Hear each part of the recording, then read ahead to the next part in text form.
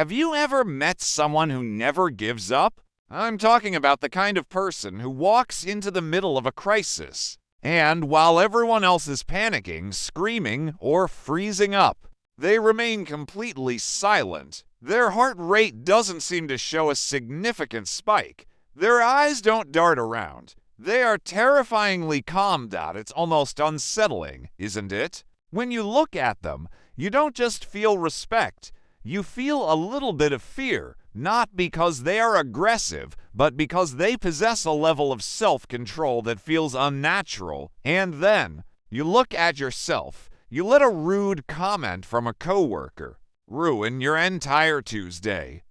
Traffic jam spikes your blood pressure. You spiral into anxiety because of a text message that didn't get a reply. Here is the hard truth. Most people are like leaves in the wind. If the wind blows east, they go east. If the wind blows west, they go west. They have zero structural integrity. But that person I described earlier, the one who scares you, they are like a fortress. Today, I'm going to show you how to build that fortress. We are going to deconstruct the psychology of mental toughness. I'm going to give you the blueprint to build a mind so strong, so unshakable, that the chaos of the world just shatters against it. This isn't about positive thinking. This is about mental architecture. First, we have to understand why you are currently so fragile, and don't get defensive immediately. We are all born fragile, evolutionary. Biology played a trick on us. Your brain is not designed for peace. It is designed for survival. It contains a negativity bias. A study by the National Science Foundation found that the average person has about 12,000 to 60,000 thoughts per day. Here is the shocking statistic. Of those thoughts, 80% are negative, and 95% consists of repetitive thoughts that are exactly the same as the day before. Think about that. 80% of the software you run mentally consists of error messages on the same loop every single day. When you live like this, your mind becomes like glass. Rigid but brittle. When life hits you with a hammer, a breakup, a firing, a failure, glass doesn't bend. It shatters.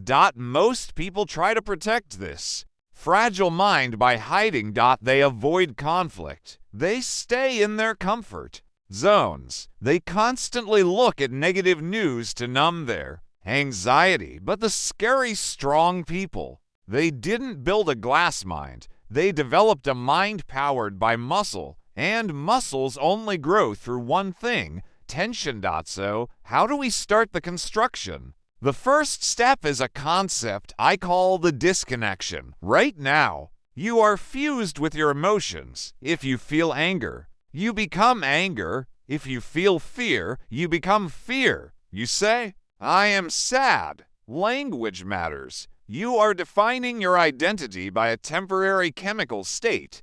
People with extraordinary mental strength have mastered a psychological gap. This is what Viktor Frankl, a psychiatrist who survived the concentration camps, talked about. He said, between stimulus and response, there is a space. In that space lies our power to choose our response. Now, you might be thinking, okay, but how do I find that space when I'm in a panic? It all starts with a simple visualization. Imagine your mind is a house. Most people have an open door policy. Any thought, any emotion, any random fear can walk in the front door, leave its dirty shoes on the couch, and start screaming, and you serve it tea. The strong mind assigns a security guard. When a thought comes in, let's say, the thought you are going to fail, the security guard blocks it. He looks at it. He checks its ID. He asks, is this true?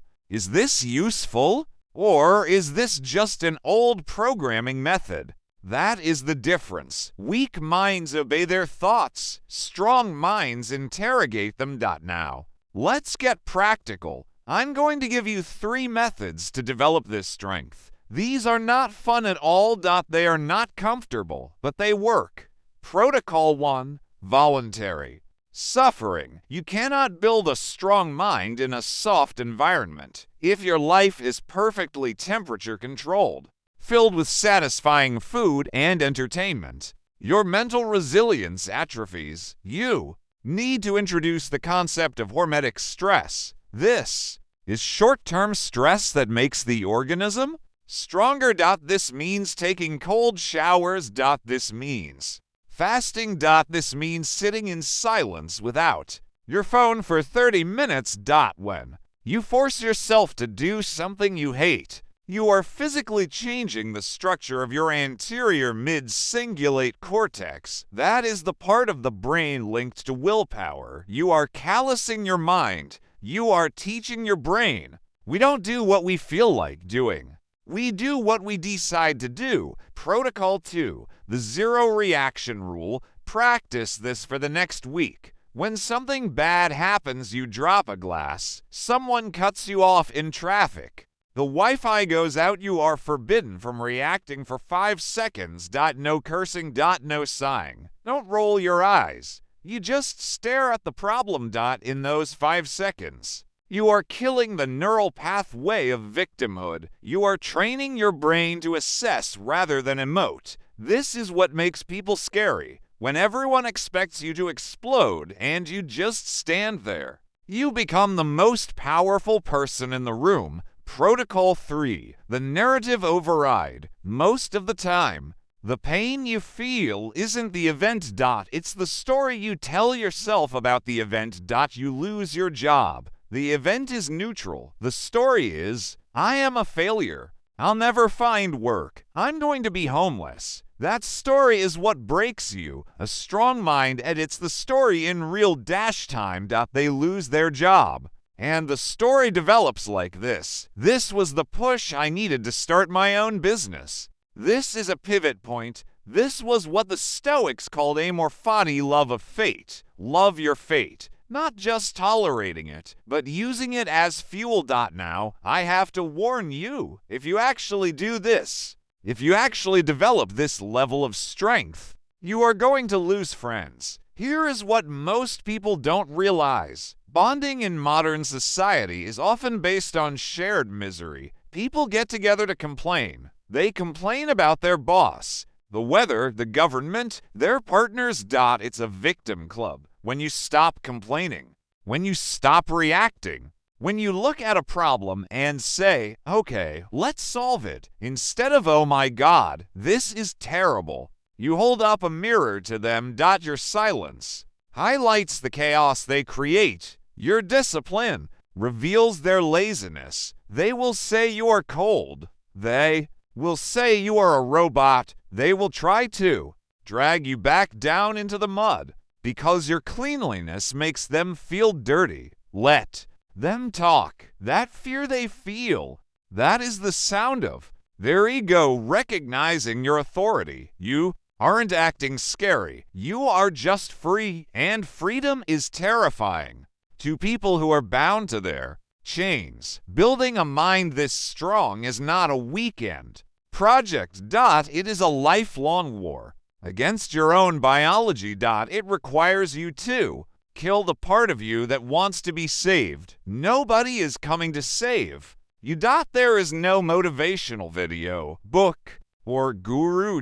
You have to be your own savior. You have to wake up every morning and lay another brick in the fortress. Take the cold showers one by one. Hold your tongue one time after another. Handle the difficult conversations one by one. One day you look in the mirror and you don't recognize the person staring back. You see someone who doesn't need the world to be easy. You see someone ready for the difficulty of the world. That is true power. So, are you going to continue to protect your fragility? Or are you going to build something that scares the mediocrity out of everyone around you? The choice is yours. Action over motion. See you in the next video.